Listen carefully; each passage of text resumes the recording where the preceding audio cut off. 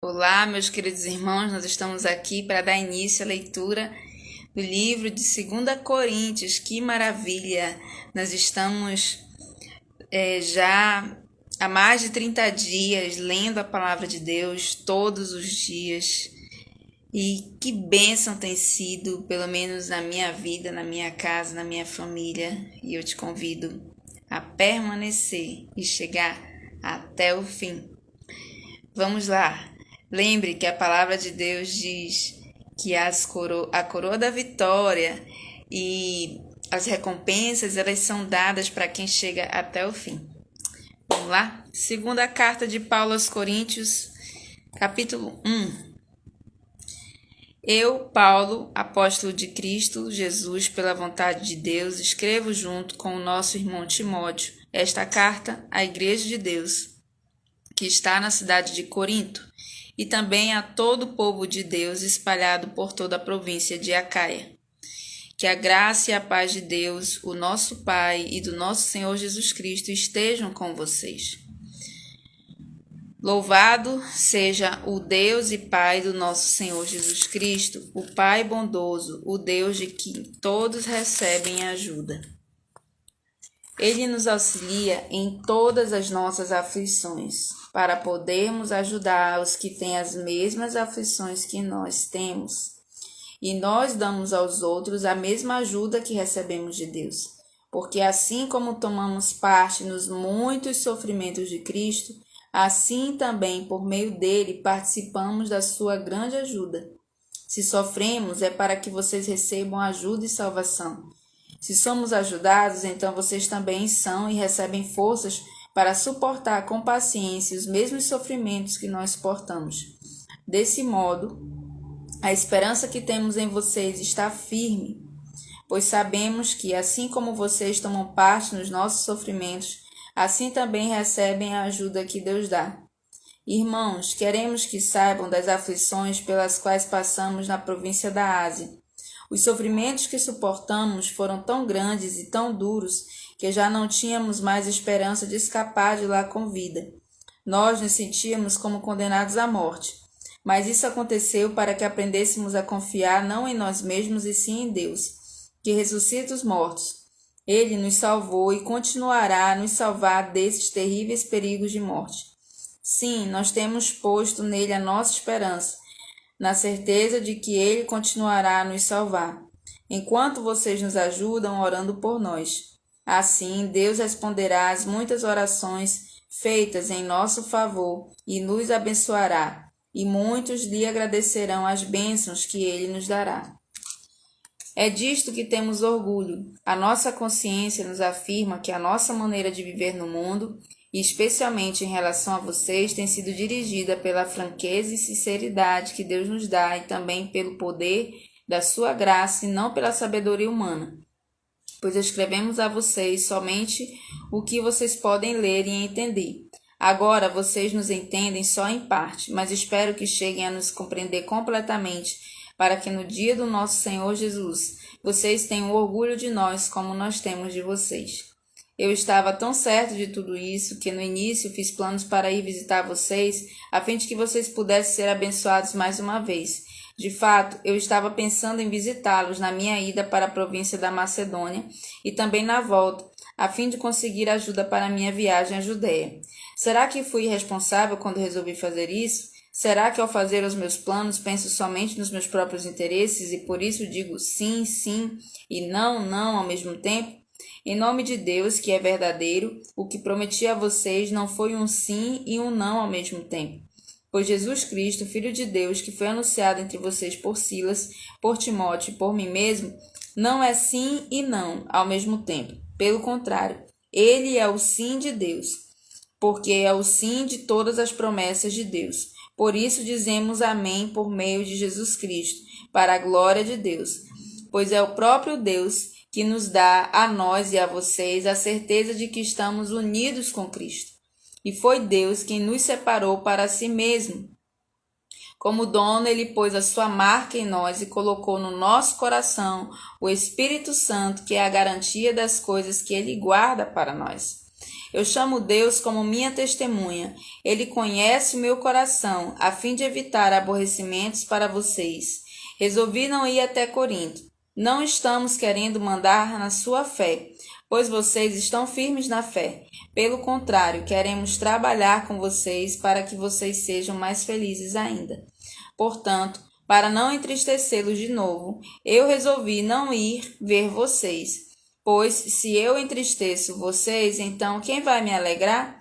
Somente vocês, a quem tenho entristecido. Foi por isso que escrevi aquela carta.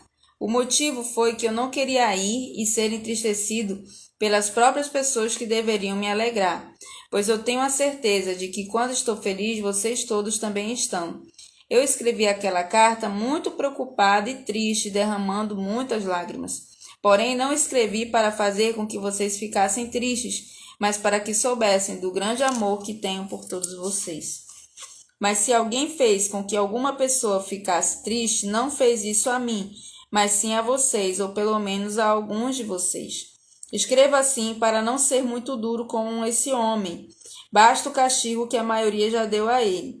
Agora vocês devem perdoá-lo e animá-lo para que ele não fique triste, que acabe caindo no desespero. Por isso, peço que façam com que ele tenha certeza de que vocês o amam. E foi por isso também que escrevi aquela carta. Eu queria pôr vocês à prova e saber se estão sempre prontos a obedecer aos meus ensinos. Quando vocês perdoam alguém, eu também perdoo. Porque quando eu perdoo, se é que de fato tem alguma coisa a perdoar, faço isso por causa de vocês na presença de Cristo, a fim de que Satanás não se aproveite de nós, pois conhecemos bem os planos dele. Quando cheguei à cidade de Troade para anunciar o Evangelho de Cristo, vi que o Senhor me havia aberto o caminho para o trabalho ali. Mas eu estava muito preocupado porque não tinha conseguido encontrar o nosso irmão Tito. Por isso, me despedi dos irmãos dali e fui para a província da Macedônia.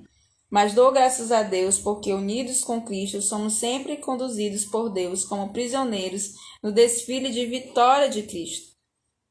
Como um perfume que se espalha por todos os lugares, somos usados por Deus para que Cristo seja conhecido por todas as pessoas, porque somos como um cheiro suave do sacrifício que Cristo oferece a Deus.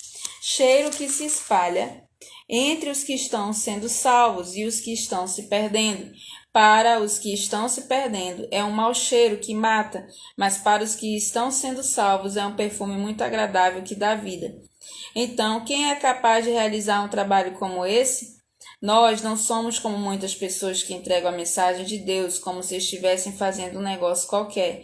Pelo contrário, foi Deus quem nos enviou e por isso anunciamos a sua mensagem com sinceridade na presença dele como mensageiros de Cristo.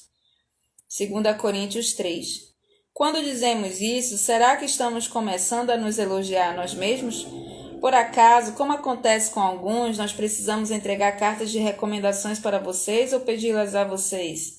Vocês mesmos são a nossa carta, escrita no nosso coração, para ser conhecida e lida por todos. Capítulo 3, versículo 3 agora. Sim, é claro que vocês são uma carta escrita pelo próprio Cristo e entregue por nós. Ela não foi escrita com tinta, mas com o Espírito do Deus vivo. Ela não está gravada em placas de pedra, mas em corações humanos. Dizemos isso por causa da confiança que temos em Deus por meio de Cristo. Em nós não há nada que nos permita afirmar que somos capazes de fazer esse trabalho, pois a nossa capacidade vem de Deus.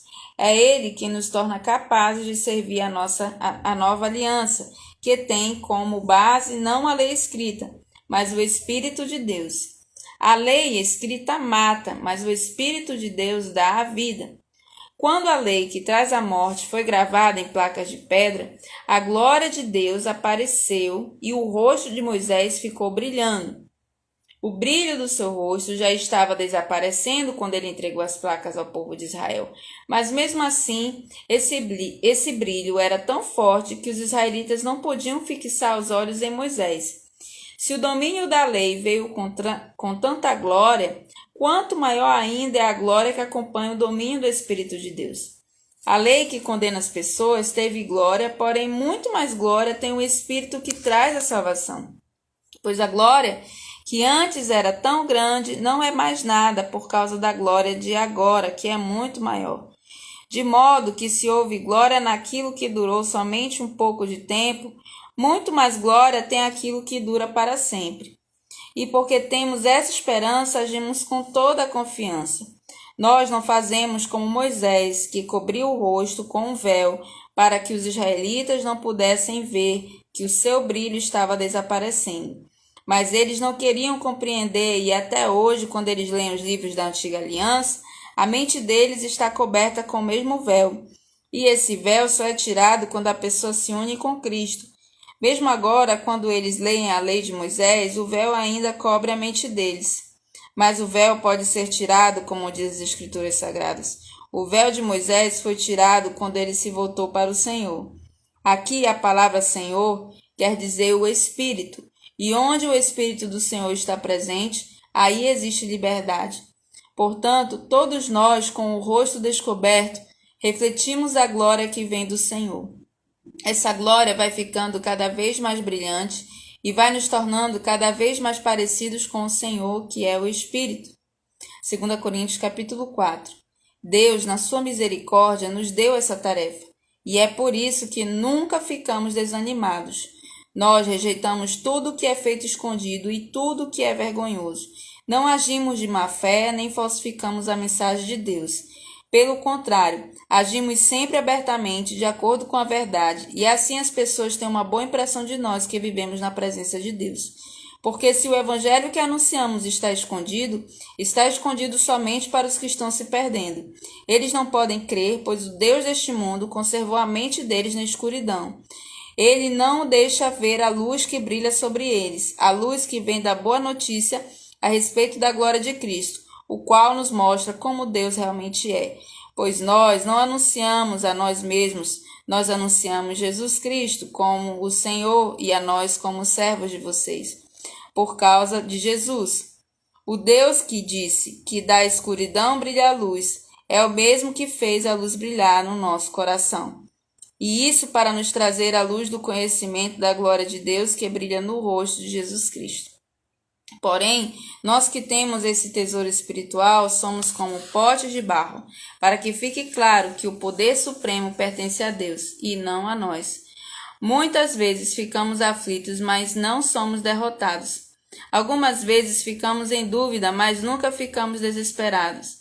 Temos muitos inimigos, mas nunca nos falta um amigo.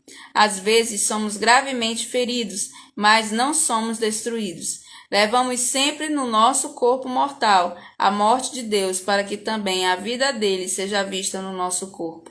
Durante a vida inteira estamos sempre em perigo de morte por causa de Jesus, para que a vida dele seja vista neste nosso corpo mortal.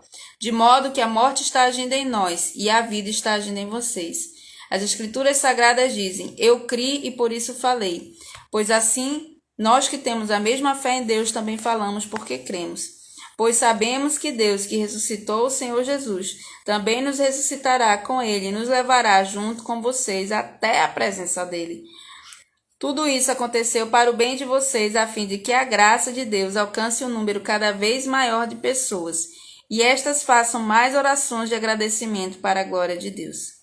Por isso, nunca ficamos desanimados, mesmo que o nosso corpo vá se gastando, o nosso espírito vai se renovando dia a dia. E essa pequena e passageira aflição que sofremos vai nos trazer uma glória enorme e eterna, muito maior do que o sofrimento, porque nós não prestamos atenção nas coisas que se veem, mas na que não se veem, pois o que pode ser visto dura apenas um pouco, mas o que não pode ser visto dura para sempre. Amém? Hoje concluímos a nossa leitura do capítulo 1 ao capítulo 4. Vamos orar. Senhor Deus, nós te agradecemos porque nós iniciamos o livro de 2 Coríntios. Abençoa cada irmão e que nós possamos permanecer na tua luz, na tua palavra, em nome de Jesus. Amém. Amém. O Senhor te abençoe. Até amanhã.